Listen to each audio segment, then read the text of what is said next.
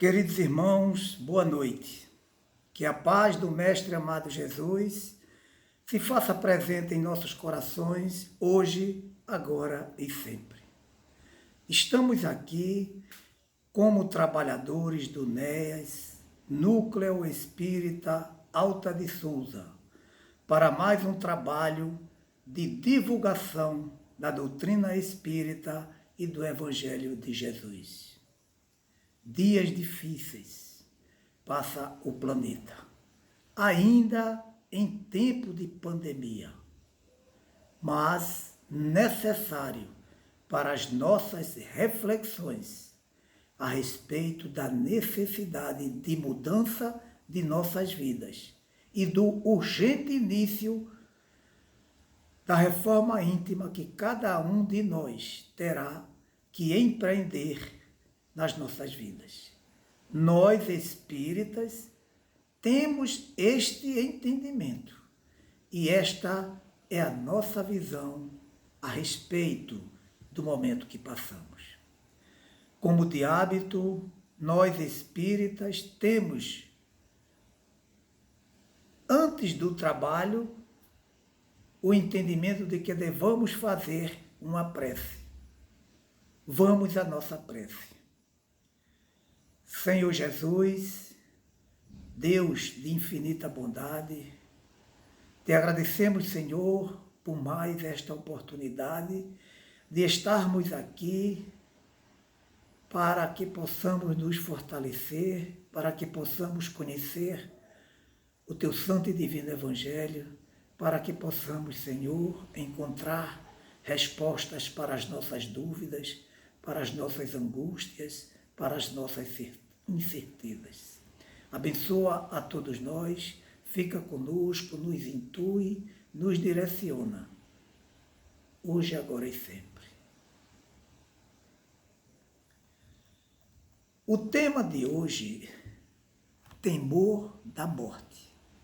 Este assunto está no Livro dos Espíritos, perguntas 941 e 942, e no capítulo 2 do livro O Céu e o Inferno. Tema polêmico.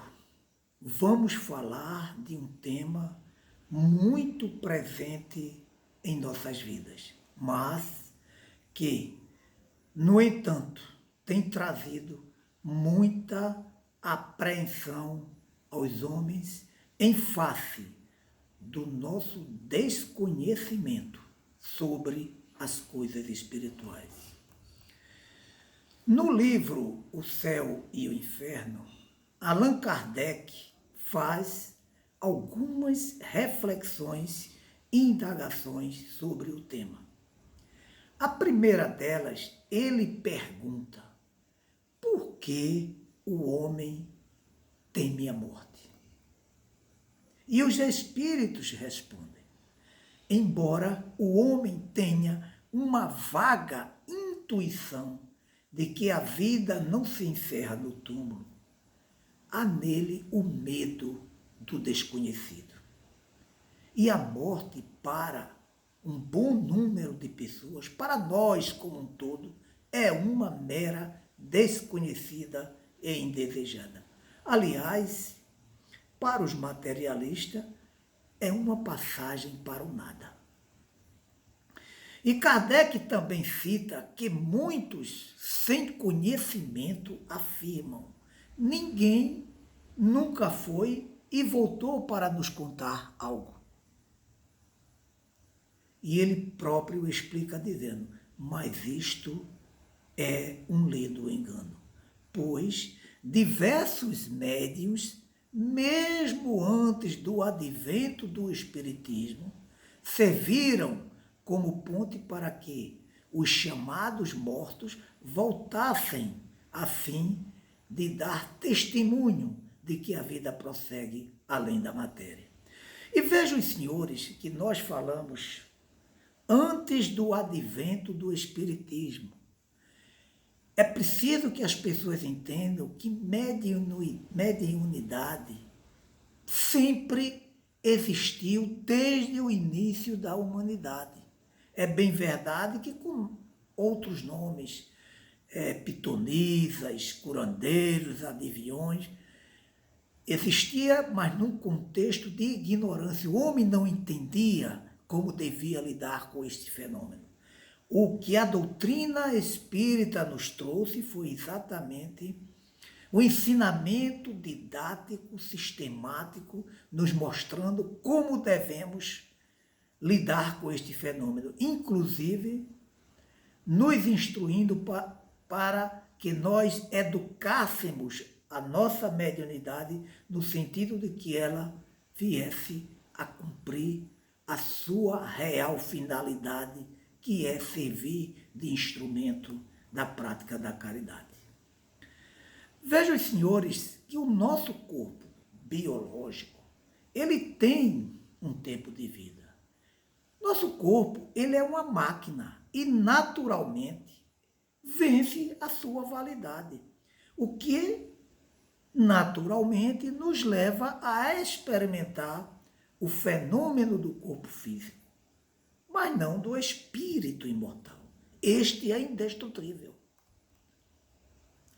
Então, a gente precisa ter esta clareza de que o fenômeno da morte, ele atua, ele tem limitações, ele atua até os limites da matéria. Então, o homem precisa ter essa clareza, porque somente assim ele começa efetivamente a entender o fenômeno da morte. E o temor da morte, ele tem uma grande utilidade, porque ele faz com que nós, os homens, nos preservemos de situações complicadas e que não nos levemos a nos expor sem necessidade a perigos que poderia abreviar nossas existências. O instinto de conservação nos desperta para a importância de nos mantermos em segurança e aproveitar os instantes que a vida na Terra oferece para a nossa elevação. Caso o instinto de conservação não existisse, nós, os homens, certamente nos entregaríamos de modo muito fácil à destruição do nosso invólucro carnal. Eis aí mais uma prova da sabedoria de Deus, que nada faz de inútil.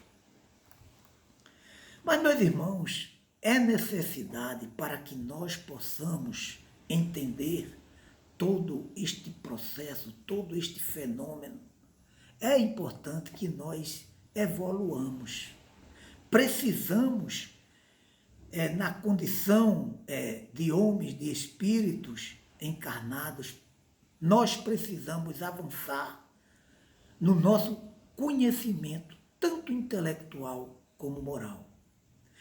Mas, à medida que nós evoluímos e avançamos no nosso conhecimento intelectual e na nossa evolução moral, nós nos aproximamos do Criador.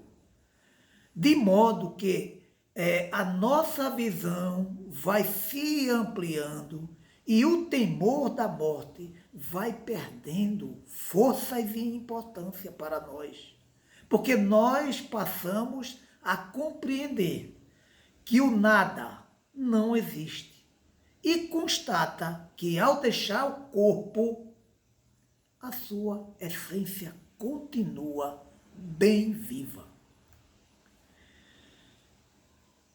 Na verdade, precisamos vislumbrar o futuro, mas de tal forma que este futuro, o futuro de nossas ações no presente, sejam trabalhados com mais afinco.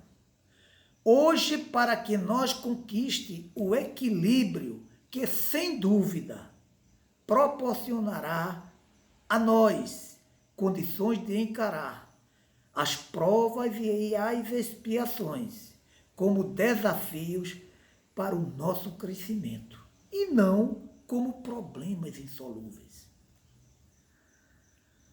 Então, na medida que nós, seres humanos, vamos atingindo a maturidade espiritual, nós conseguimos nos elevar além da vida na matéria. E, logicamente, por consequência, nós passamos a enxergar na morte do corpo não a destruição total, mas a libertação do nosso espírito. Quanto mais o espírito cresce em conhecimento das leis da vida, mais ele se afasta do cálice amargo do temor da morte. Com a conquista da maturidade espiritual, a morte já não tem aquele caráter fúnebre de perda de identidade, mas sim de transformação, de retorno ao mundo espiritual, mundo este que precede o nosso mundo físico. Então as lágrimas de revolta e inconformação cedem lugar ao até logo, repleto de esperança no futuro de bênçãos que nos aguardam. Então, meus irmãos, para dar o justo valor também ao nosso corpo, nós precisamos termos uma forma com que nos libertemos do temor da morte. Porque quando nós passamos a valorizar em demasia a matéria, nós nos colocamos sobre, ou melhor, nós colocamos sobre esta matéria uma responsabilidade enorme.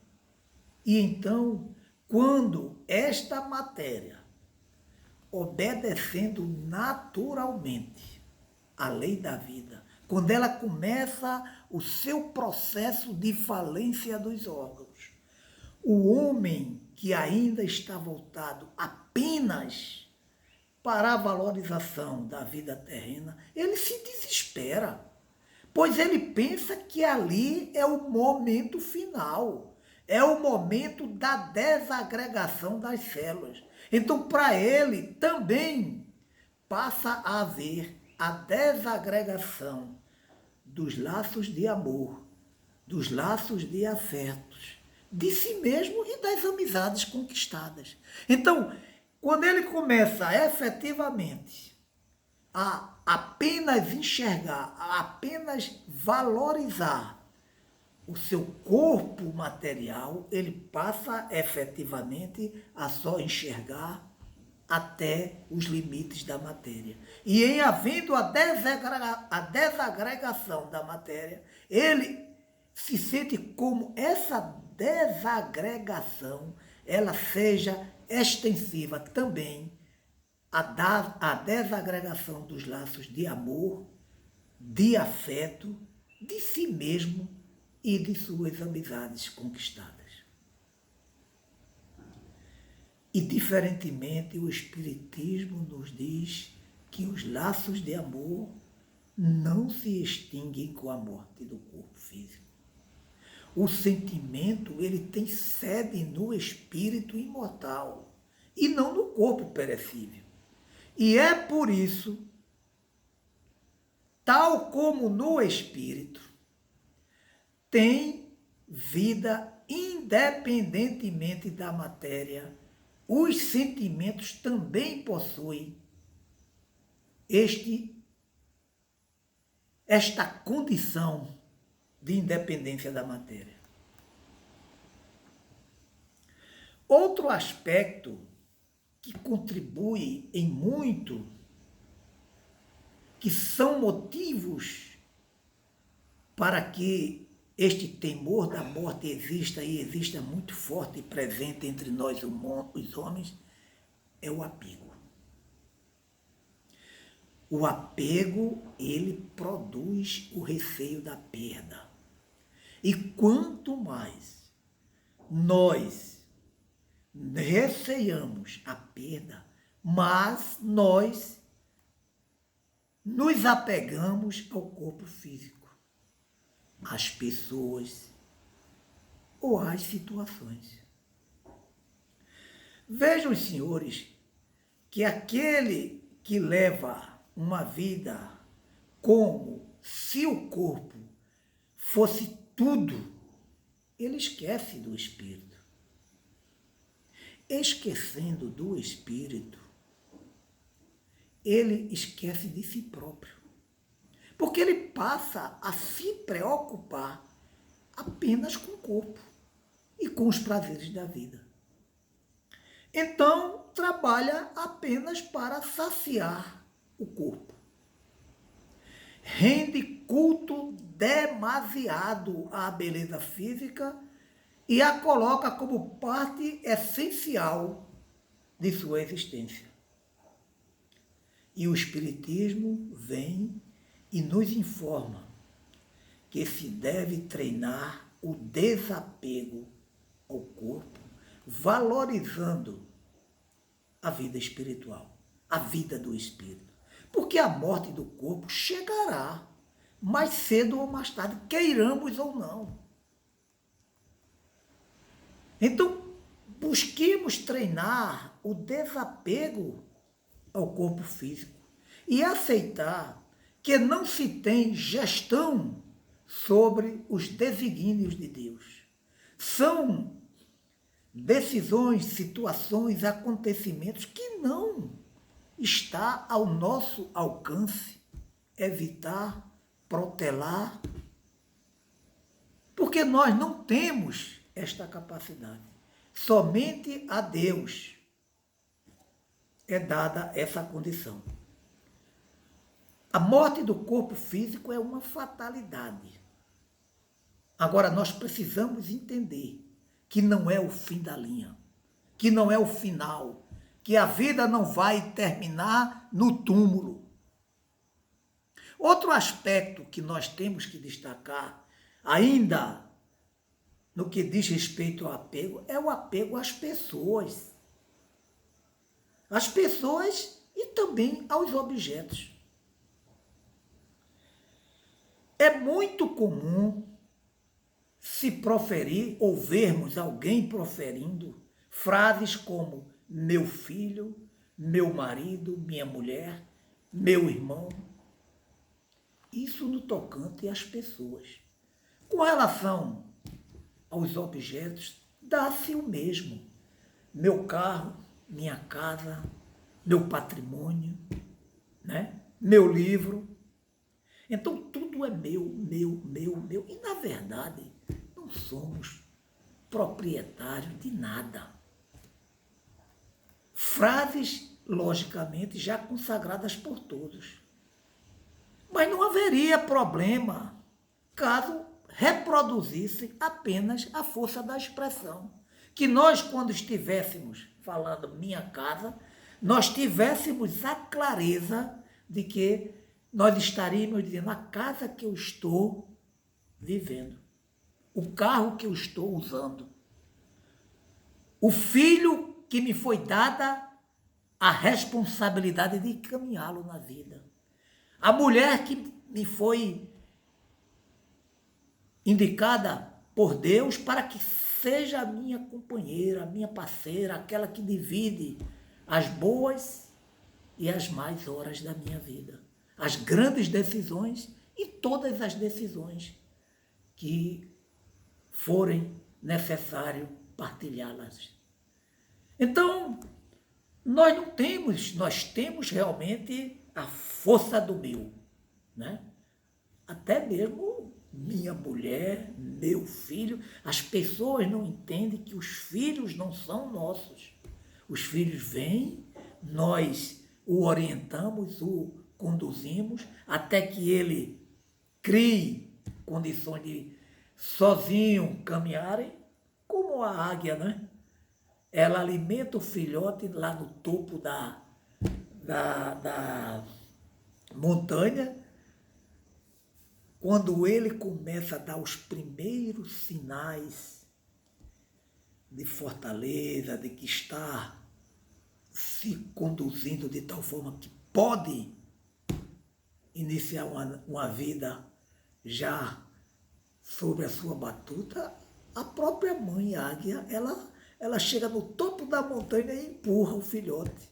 Ele vai, se equilibra e aí começa. Será que as águias têm mais clareza nesse aspecto do que nós, os homens? Eu vi até uma postagem, o homem e o macaco de frente, e o homem dizendo para o macaco: você é um ser irracional.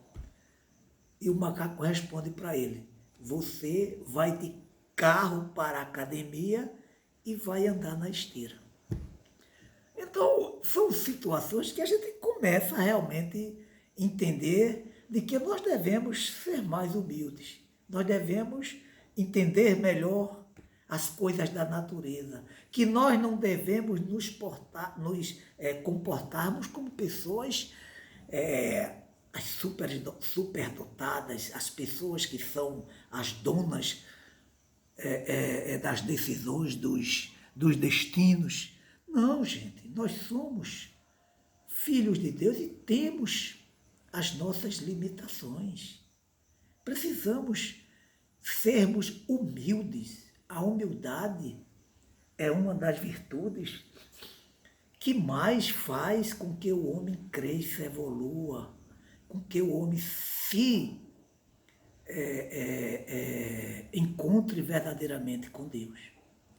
Então, são situações que nós precisamos estar atentos, porque isso, inclusive, quando nós começamos a exercitar a humildade, quando nós efetivamente começamos a entender a necessidade de nos aproximar de Deus, a necessidade de buscarmos os conhecimentos das coisas espirituais e entender a nossa pequenez diante de Deus, como nosso irmão Chico Xavier falava, que era apenas um cisco.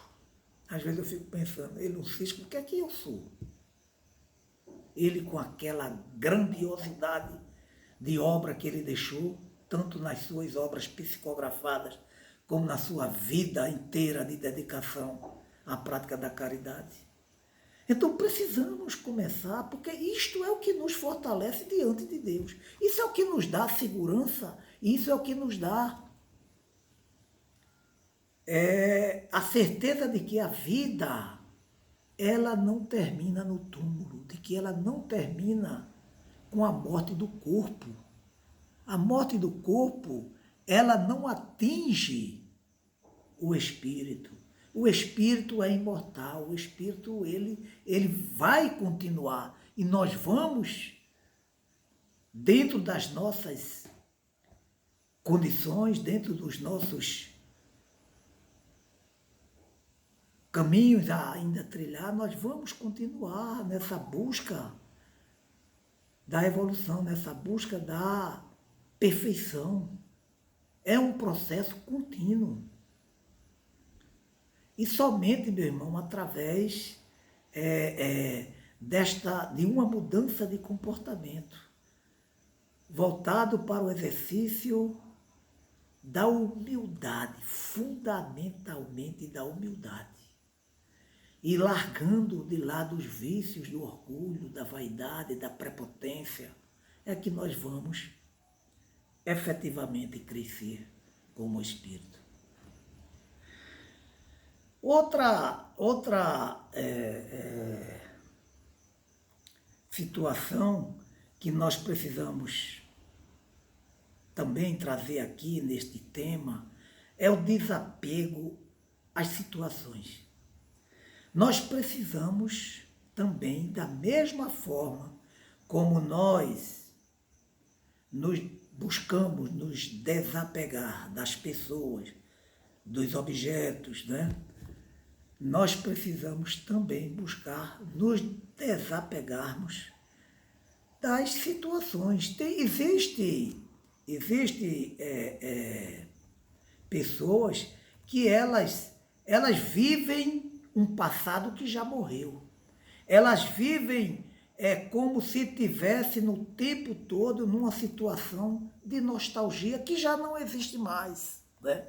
A gente, às vezes, encontra pessoas que se lamentando a respeito de que como eu era feliz quando eu tinha aquele emprego, aquela condição.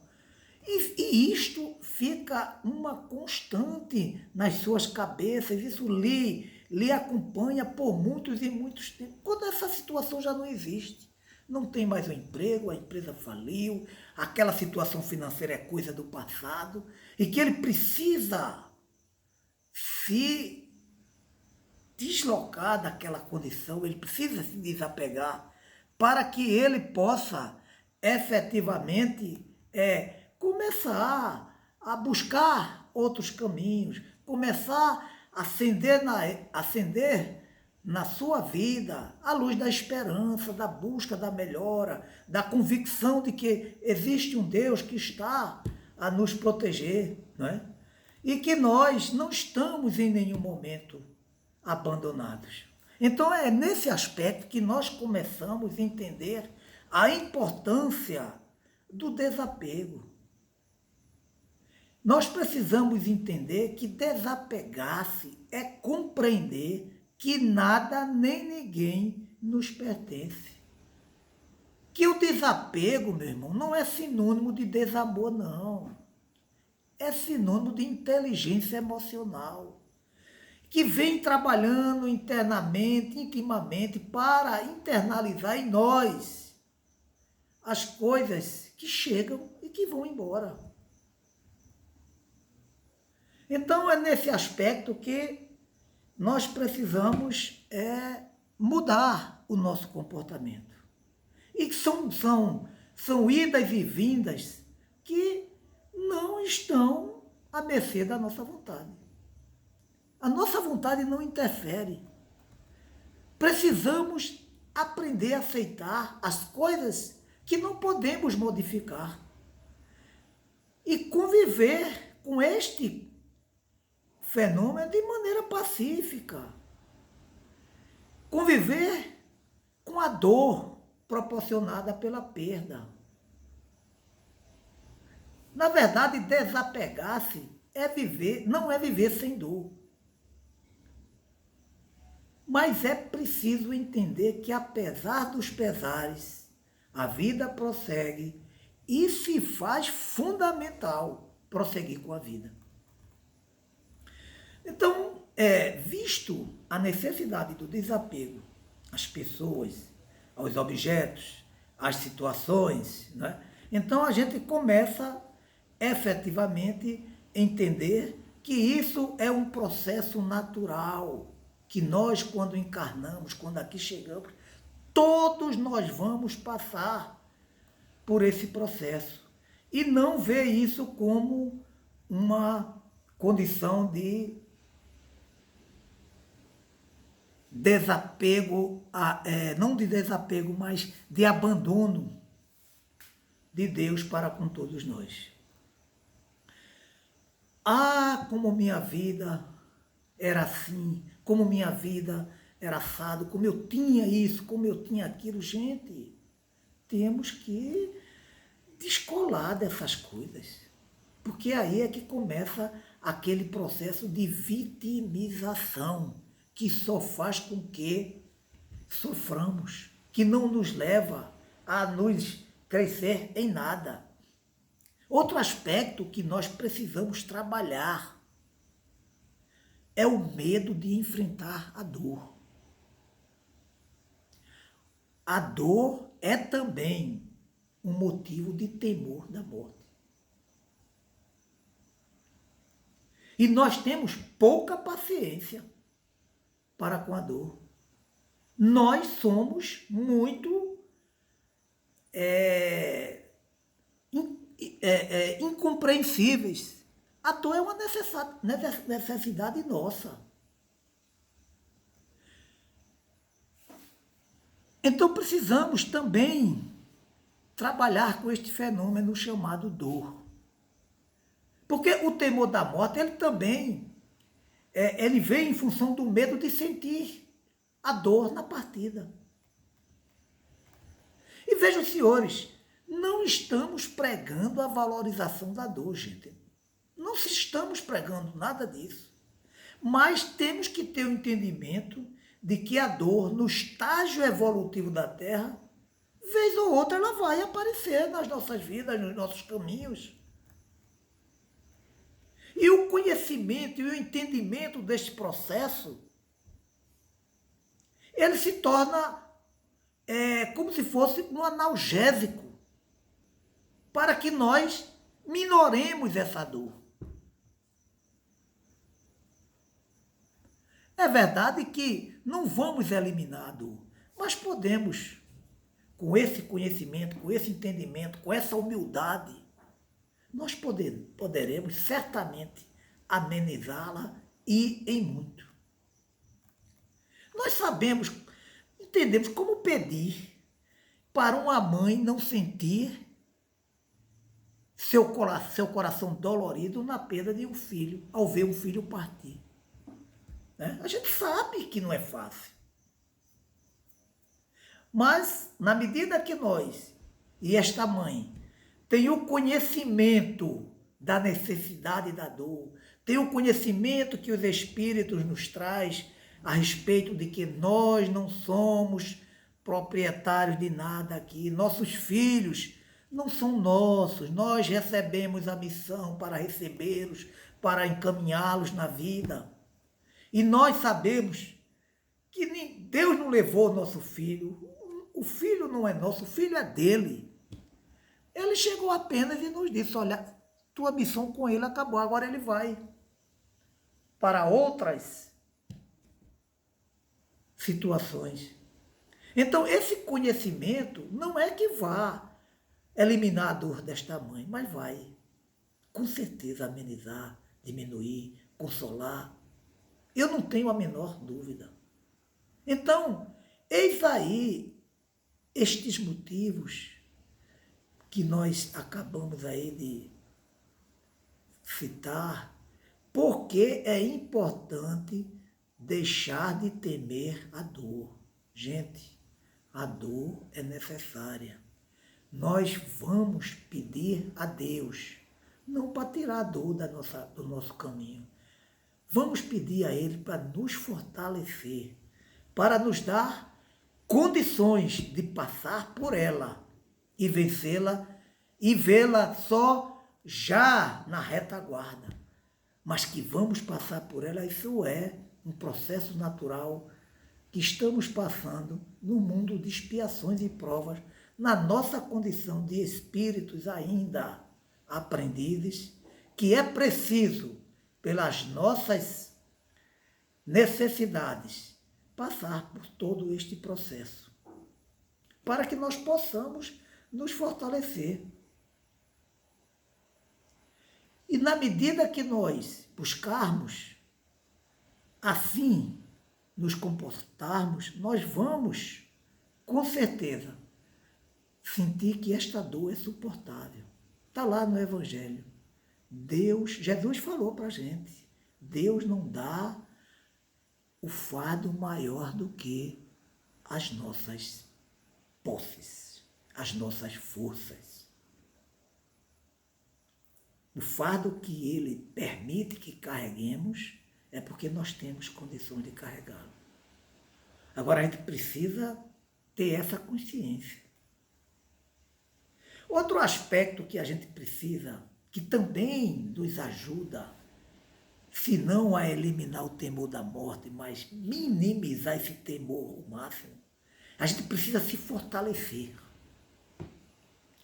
E como se fortalecer para que nós tenhamos como resultado um menor temor da morte? Precisamos, meus irmãos, fundamentalmente buscar o conhecimento. Às vezes as pessoas não dizem, né? Não, mas religião não tem muita importância, religião não é nada importante, religião não vai me salvar. Concordo, meu irmão. Religião não é importante. Religião não vai salvar ninguém. Mas, meu irmão, aliás, religião não é fundamental, ela não vai salvar ninguém, mas ela é importante, meu irmão, porque ela nos leva ao conhecimento. Você, num templo religioso, você está escutando as coisas espirituais. Você precisa começar a se inteirar neste processo, porque nós só vivemos a matéria. Ninguém fala das coisas do espírito no trabalho, na rua, na diversão, não. Você só vai ouvir, se você não for um estudioso, você só vai ouvir as coisas do espírito, única e exclusivamente no templo religioso. E não quer dizer que você aceite, que você acate tudo que... a doutrina espírita nos dá essa liberdade. Questione. Procure se convencer. E aí, meu irmão, você começa buscando o caminho, buscando a verdade que liberta, que Jesus falou. Pode ser que você não mude e não fique naquele tempo. Procure outro tempo. Volte para ele de novo. Isto é a nossa busca da verdade. Às vezes as pessoas ficam, mas fulano vivia aqui no centro e está agora lá na igreja do padre, do pastor. Eu digo, meu irmão, qual é o problema? Não tem tantos aí que vieram de lá e estão aqui? Esse é o processo. Nós precisamos buscar este caminho, mas buscar com lealdade, buscar com convicção, buscar querendo encontrar. E só tem uma forma. É nas dúvidas, nas incertezas, você vai buscar em outro lugar. Agora não pare. Não comece, não tome atitudes drásticas no sentido de que, olha, nada presta, eu não vou mais para lugar nenhum. Aí realmente aí você se equivocou. Então, busque o conhecimento. No dia que você encontrar este conhecimento no nível que lhe preencha, a morte fica desse tamanho. Diminui, você passa a entender que ela vai estar na tua estrada, mas que ela não é o acontecimento mais importante da tua vida. Talvez não, certamente você terá acontecimentos muito mais importantes, muito mais transformador. O encontro verdadeiro com a espiritualidade, com Deus, né? No momento de fé, no momento de louvação, de devotamento, de agradecimento, que você sente a presença, com certeza vai marcar muito mais tua vida do que essa preocupação e esse temor da morte. Outro ponto que nós possamos também, que nós devamos também aqui, não podemos deixar de citar, é a prática constante da prece. Meus irmãos, a prece é um momento único. A prece é o momento em que nós buscamos a aproximação com Deus, a aproximação com os espíritos evoluídos, a aproximação com os santos que nós fazemos que temos as nossas devoções. E a prece nos faz efetivamente colocarmos numa postura de humildade. Para fazermos prece verdadeiramente, não podemos adotar uma posição de petulância, de orgulho, de vaidade, porque não cabe. Quando nós buscamos a prece, nós efetivamente já nos colocamos numa postura de humildade, de reconhecimento da grandiosidade daquele que você busca se comunicar. E aí, pela verdade que está sendo ali trocada entre você, e a divindade, certamente você está sendo agraciado, certamente você está sendo assistido. Muitas vezes as pessoas dizem, eu não vou fazer mais prece porque minhas preces não são ouvidas. Está lá no Evangelho. Tudo que pedireis será atendido.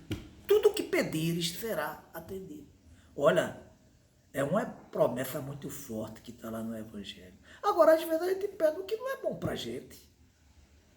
E a gente pensa que não foi atendido. Às vezes a gente pede aquilo exatamente que vai nos destruir. Porque nós temos esse hábito, né, meu irmão? A gente quer saber mais do que Deus. Por que Deus fez isso? Por que eu, meu Deus? Mas eu não merecia isso. Será que não merecia? Você sabe? Tem certeza que não merecia? Você conhece toda a sua estrada? Então é isso que a doutrina espírita nos deixa muito bem informado, muito bem explicado para todos nós, o quanto nós precisamos nos modificar. Eu sempre que tenho oportunidade, eu falo de que não existe nenhum atrativo para quem está fora da doutrina espírita virar espírita. Dentro da cabeça que nós temos fora do espiritismo. Quando nós entramos na doutrina, a gente começa a cair na real, usando a linguagem jovial aí. A gente começa a ver que a gente não tem importância, não é nada de importante como a gente imagina que é. Que vai para o céu, que vai não sei o quê. Que é bonzinho, que é caridoso, que é o máximo. A gente começa a ver que a gente, igual ao nosso irmão Chico Xavier, que dizia que era um cisco, a gente é menos de um cisco. Porque a gente começa a ver que Jesus não nos salvou, não. Jesus não veio nos salvar. Jesus veio mostrar o caminho. E não tira um tio da extraordinária importância dele nas nossas vidas. Mas ele não veio nos salvar. Até porque, se estivéssemos sido salvos quando Jesus existia, nós não estávamos na condição que o mundo está hoje. Nós temos que conquistar a nossa obra. E Jesus foi fundamental, está sendo fundamental em nossas vidas. Mas, ao mesmo tempo, meus irmãos, quando a gente tem toda essa consciência da nossa pouquíssima importância, quando nós temos consciência de que nosso planeta não é o único que tem vida, é um dos menores do sistema solar, do sistema do universo. Ao mesmo tempo, vem uma avalanche de consolação, porque primeiramente, nós já tomamos consciência de que, queiramos ou não, um dia seremos espíritos puros. Um dia seremos anjos, queiramos ou não. O maior dos malfeitores hoje, um dia será anjo. Porque Deus, o Deus que acreditamos, o Deus que nós professamos, ele não vai perder nenhum de seus filhos para quem quer que seja. O inferno eterno não existe, meu irmão. O inferno é estado consciencial e, sendo consciencial, ele não é eterno, ele é temporário. Às vezes, no momento, estamos num estado de inferno, quando melhoramos nossas vibrações, nossos procedimentos, nossa vida, uma série de coisas, passamos a viver um céu de um momento de céu, de felicidade, de encontro com Deus. Então é importante. Ser espírita, você descobre a sua pouca importância, mas a consolação é extraordinária quando você tira toda e qualquer incerteza de um dia ser queimado no fogo eterno. Então, a prece. Não deixemos de buscar a prece. A prece é fundamental. E um terceiro ponto que nos fortalece para que diminua esse temor da morte, que não faz sentido para aquele que conhece os ensinamentos dos Espíritos, é a prática do trabalho voltado para o bem. Meus irmãos, estamos no mundo de expiações e provas. Estamos aqui para nos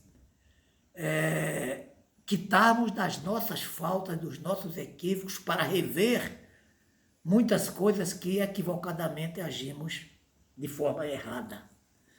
Nós temos que passar pelo processo da prova e da expiação, pela nossa condição. Mas existe um outro caminho para que nós diminuemos a nossa dívida, o nosso saldo negativo,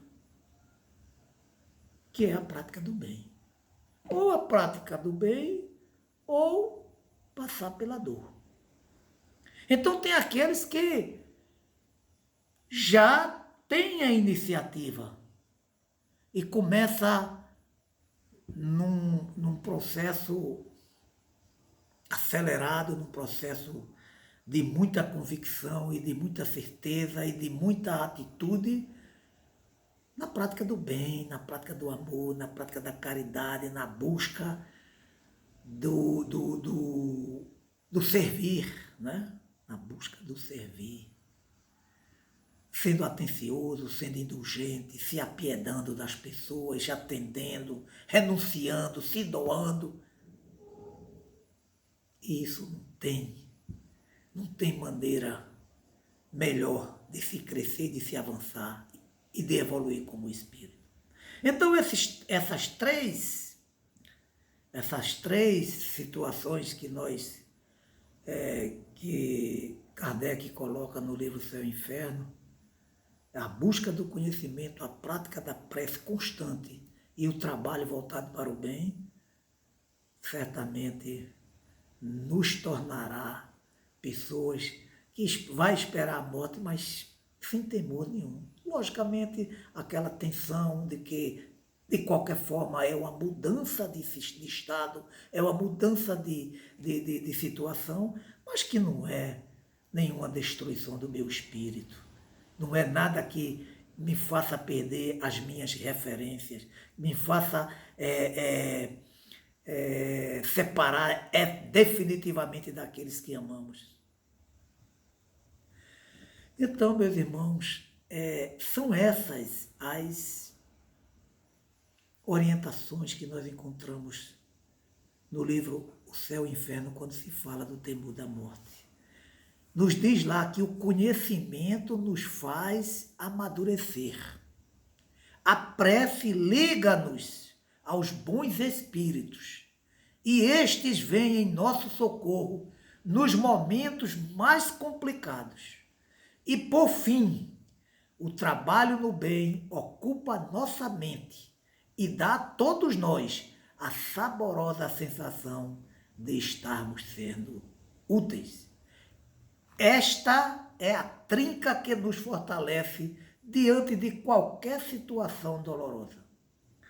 Kardec também, no livro Céu e Inferno, ele faz uma indagação. Por que o espírita não deve temer a morte?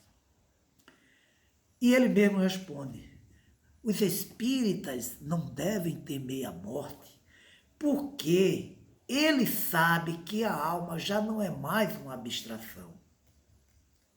O espiritismo é a ciência que desvendou a imortalidade da alma e com ele não há mais incerteza do futuro e a angústia advinda do nada. Essa angústia do nada, ela saiu do entendimento, da cabeça, da mente, do sentimento daquele que efetivamente abraçou a doutrina espírita como a doutrina a conduzir a sua vida. Então, para nós espírita, o espírito imortal é indestrutível. E os laços de amor construídos ao longo do tempo também obedecem esta ordem. Então, meus irmãos, nós e nossos afetos. Vivemos e continuaremos a viver. Esta mensagem já é bastante alentadora e pode servir para que, enfim, percamos o medo da morte, transformando o receio em certeza de que o cumprimento da lei biológica na questão da morte física não dilacera o espírito imortal. Meus irmãos, nós não somos este pedaço de carne, nós somos espíritos. O corpo é o invólucro, o corpo é o instrumento que dá as condições que o espírito precisa para trabalhar as suas imperfeições quando aqui chegarem no planeta. Ele é uma ferramenta para que nós possamos efetivamente conseguir colocar em prática aquilo que nós programamos lá na espiritualidade. Porque a programação é feita com a espiritualidade, com os mentores, com aqueles que têm essa missão nobilíssima. E eles nos dão a condição de como efetivamente poder fazer aquilo que foi programado. O corpo Deus nos dá para que nós possamos cuidar dele, para que ele tenha a condição de ir até o final da programação, para que nós não destruirmos este corpo antes da tarefa concluída. Mas é só este período, meu irmão. Nós lá éramos espíritos sem corpo e voltamos para lá espíritos sem corpo. Esta é a realidade que a doutrina espírita nos trouxe. A destruição do corpo não pode atingir de maneira nenhuma. Não pode dilacerar o espírito, que o espírito é imortal. E o espírito volta para outras oportunidades que lhe serão, porque Deus é amor. Deus vai nos dar todas as condições para que um dia nós sejamos espíritos puros, espíritos de luz. Então, meus irmãos, é esta a grande mensagem a respeito do tema que os espíritos nos traz. Pensamos nisto para que nós possamos efetivamente nos libertar deste mal chamado temor da morte, que nada mais é do que uma prova inconteste do nosso desconhecimento das coisas espirituais. Que Deus nos abençoe. Pensemos nisto, meus irmãos. Muita paz.